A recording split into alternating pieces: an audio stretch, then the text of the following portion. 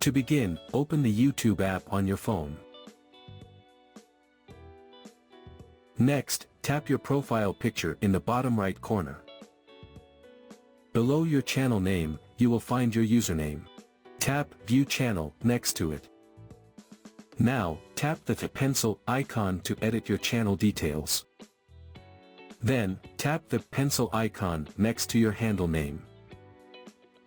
Erase your current handle and type in what you'd like your new handle to be. Keep in mind that this will be your unique identifier on YouTube, and will also serve as your channel's URL. If the handle is available, a green checkmark will appear. Tap Save to confirm your new handle. Your handle will be updated immediately. If you'd like to change your channel name as well, you can do so by tapping the pencil icon next to your name. Delete your current name and enter your desired new name. Tap Save to confirm your new name. Now, go back to your profile to see the changes you have made.